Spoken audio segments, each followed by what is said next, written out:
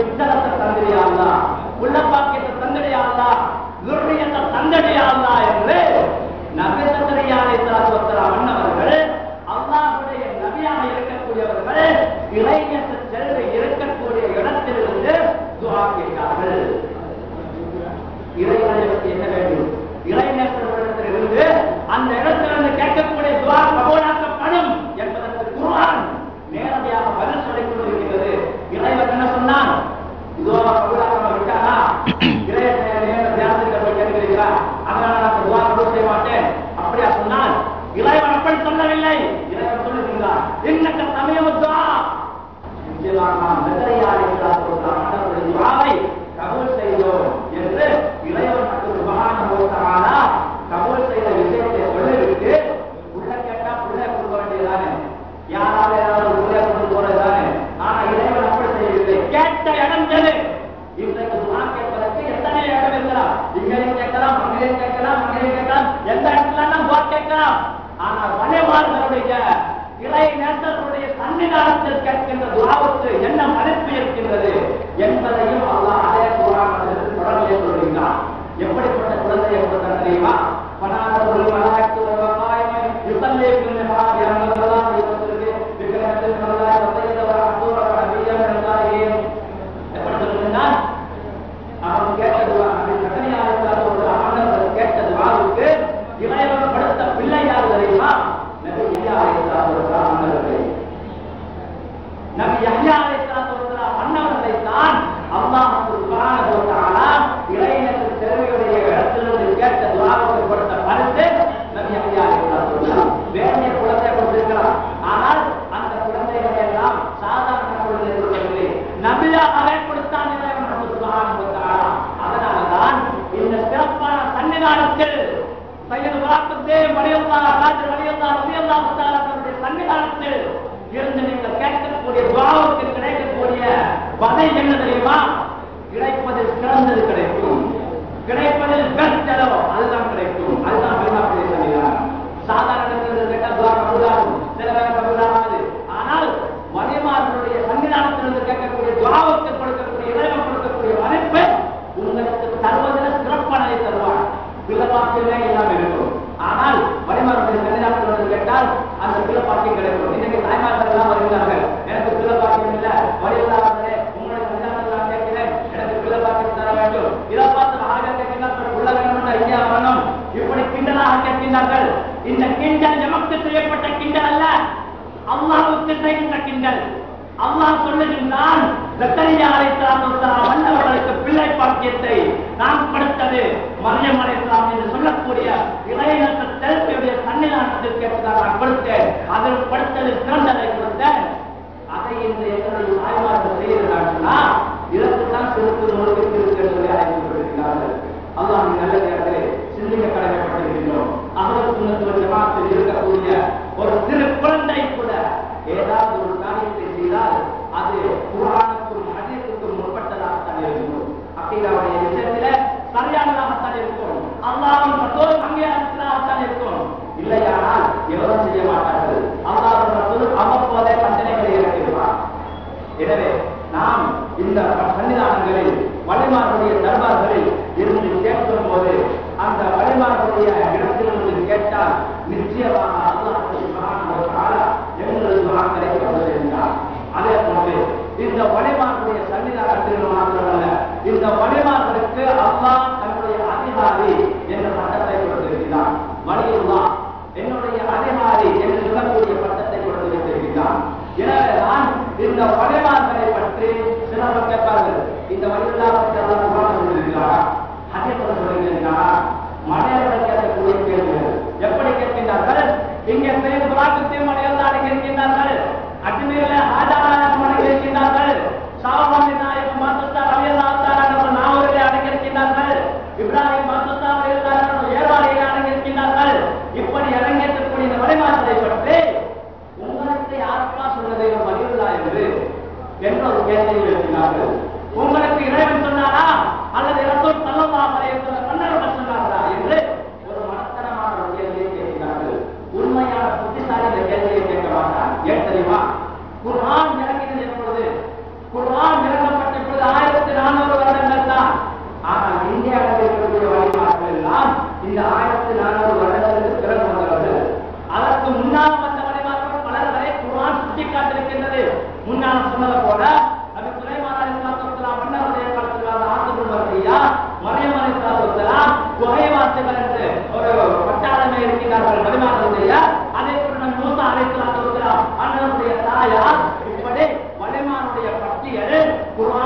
அதிகரித்துக் கொண்டே போகிறது. அதே நேரத்தில் அப்படி சொல்லப்பட்ட அந்த வழிமார்களை பற்றி எல்லாம் குர்ஆன் சுட்டிக்காட்டிருக்கின்றது. ஆனால் இப்பொழுது வந்த வழிமார்களை பற்றி சொல்லியிருக்கிறார்களா? குர்ஆன் முக்காலத்துக்கும் பொருந்தானே, நேரத்தோட வந்தவரை சொல்லுவான், குர்ஆன்ல நிகழ்ந்ததை சொல்லுவான், அதே போன்று வரப்போகின்றதை குர்ஆன் சொல்லத்தானே வேண்டும். இப்படி அல்லாஹ் குர்ஆன்ல ஒவ்வொரு வழிமார்களுடைய பட்டியலையும் போட்டுக் கொண்டு போனால் இன்னைக்கு இந்த 30 ரூபாய் இருக்காது, 30,000 அல்லது 30 லட்சம் ரூபாய் வாங்க வேண்டும்.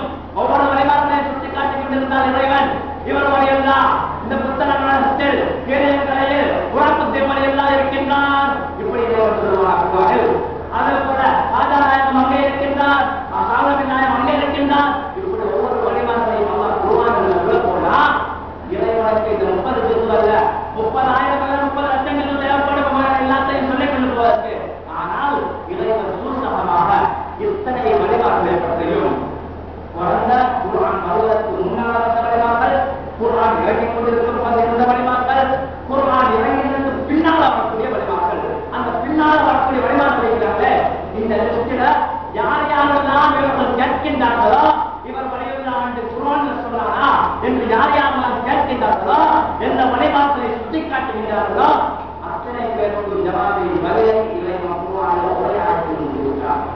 இத்தனை பேருக்கு ஜவாபை அல்லாஹ் தன்னுடைய குர்ஆனில ஒரு வசனத்தில் முடித்து விட்டார். அந்த வசனம் தான் அலா இன்ன அவுலியா அல்லாஹ் லஹும் நாயிம் வலஹும். அலா அறிந்து கொள்ளுங்கள், புரிந்து கொள்ளுங்கள், தெரிந்து கொள்ளுங்கள்.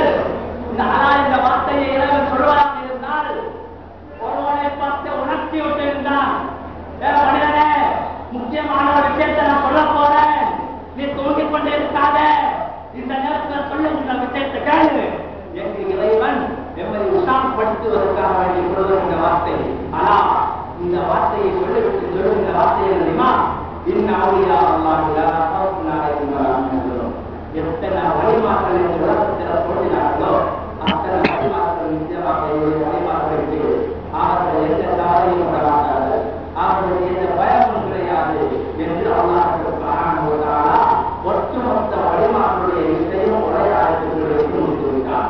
எனவேதான் அல்லாஹ் சுப்ஹானஹு வ தஆலா இந்த வழிமார்கள் அத்தனை பேரையும் பற்றி இந்த குர்ஆன் வசனத்தில் சொல்லி எமக்கு ஜவாபாக பதிலாக தந்துவிட்டார். இப்பொழுது யாருக்கும் கேட்க முடியாது, ஹாஜா நாயகத்திற்கு குர்ஆனை சொல்லியிருக்கீங்களா? ஆம் சொல்லியிருக்கிறார். இத்தனை பாருங்க, ஆராய்ச்சியா யார் சொல்லுவாங்க, ஆராய்ச்சியா அந்த ஆயத்தை பாருங்க விலகி கொள்ளும். இதே போல கேள்வி கேட்பார்கள், அல்லாஹ் எல்லாத்தையும் குர்ஆனை சொல்லியிருக்கிறான்னு நீங்க சொல்லுறீங்களே, அல்லாஹ் வந்து ரொட்டி சுடுறதை பத்தி சொல்லியிருக்கிறானா? அல்லாஹ் வந்து இந்த கிழக்கில வெட்டுறதை பத்தி சொல்லியிருக்கிறானா? அல்லது அல்லாஹ் வந்து சோழதை பத்தி சொல்லியிருக்கிறானா? எல்லாத்தையும் தானே அல்லாஹ் சொன்னான். இப்படி கேட்கிறார்களே, இதற்கு எப்படி அல்லாஹ் ஒரு வசனத்துல பதில வைத்தாரோ, எப்படி சொன்னாரா? நீங்கள் அறியாதவர்களாக இருந்தால் அறிந்தவர்களிடம் கேட்டு படித்துக் கொள்ளுங்க. உங்களுக்கு ரொட்டி சுட வேணும்னு நீங்க நினைச்சீங்கன்னு சொன்னா அந்த ரொட்டியா யாருக்கு சுட தெரியுமோ அவர்கிட்ட கேட்டு நீங்க படிச்சுக்கோங்க என்று அல்லாஹ் குர்ஆன்ல சொன்னாரே. எதற்கெல்லாம் பதிலாக அமைதோ அதே போன்று யார் யாரெல்லாம் மறைவாளர்களிடத்தில் குர்ஆன்ல சொன்னா என்று கேட்பதற்கு நீங்கள் சொல்ல வேண்டிய பதிலும் அலா இன்னவுலியா அல்லாஹ் லா ஹவுஃபுன் அலைஹிம் வலா ஹும் யஹ்சனூன். இதுதான் நம்மளுடைய பதில். அத்தனை வழிமார்களுடைய பதிலும் இதாகத்தான் இருந்து கொண்டிருக்கிறது. எனவே வழிமார்கள் சாதாரணமானவர்கள் கிடையாது. உங்களுடைய கஷ்டத்தை நீக்குவார்கள், உங்களுடைய குடும்பத்தை நீக்கக்கூடிய சக்தியை அல்லாஹ் அவர்களுக்கு வழங்கியிருக்கின்றான், உங்களுடைய கவலையை நீக்கக்கூடிய சக்தியை அல்லாஹ் அவர்களுக்கு வழங்கியிருக்கின்றான். உங்களை மரணித்தவர்களுக்கும் உங்களுடைய மரணித்தவர்களுக்கும் உதவி செய்யக்கூடிய சக்தியை அல்லாஹ் கொடுத்திருக்கின்றான். எந்த அளவு கொடுத்திருக்கின்றான் தெரியுமா? ஓதுனா எங்கள் நாயகமாகிய புதுக்குலத்தா ஓதுனா மஹ்யூதி அப்துல்லாஹ் ஜீலானி இறைவனுக்கு சுப்ஹானஹு வ தஆலா அன்னவர்களை பற்றி அல்ல, அவர்களுடைய குணாதிசயத்தை பற்றி அவர்களிடத்தில் என்ன குணம் இருந்ததோ அதை இறைவன் சொல்லிவிட்டு சொல்கிறான், நீங்கள் அவர்களுடன் சேர்ந்து நடவுகிறது. எப்படி யாரும் வக்கூலும் ஆக்காதீர்கள், உண்மையாளர்களுடன் நீங்கள் சேர்ந்து நடவுங்கள் அல்லாஹ் சொல்லுங்க.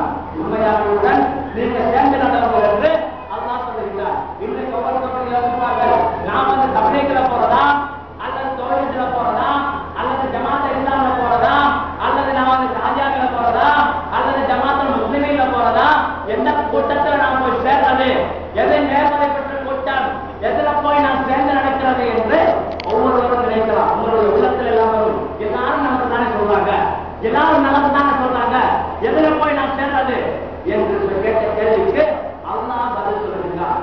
யாரு உள்ளது நாம சொல்லலாம் ஒப்போன மாசாதுக்கு உண்மையாளர்களுடன் சேர்ந்திருங்கள். அவர்கள் சிறு வயதில் கல்வி கட்டுவதற்காக எழுதி அவர்கள் பிரயாணம் சென்று கொண்டிருக்கிறார்கள்.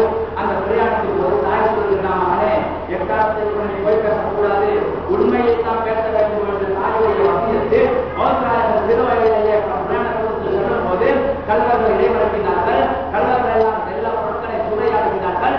ஓதுநாயகன் ரலியல்லாஹு அழைத்து கேட்கிறார்கள், உன்னுடைய கையில என்ன இருக்கின்றது என்று கேட்டதற்கு ஓதுநாயகன் சொல்லுகிறார்கள், 40 பொற்காட்சிகள் இருக்கின்றது.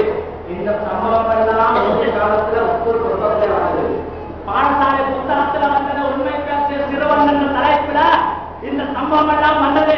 எப்பொழுது இந்த முஸ்லிமத்தை வகாபித்தம் தொடங்கியதோ அப்படி இந்த புத்தகத்தில் உண்மை சம்பவங்கள் எடுக்கப்பட்டது, தூக்கப்பட்டது. இன்றைய சிறுவர்களுக்கு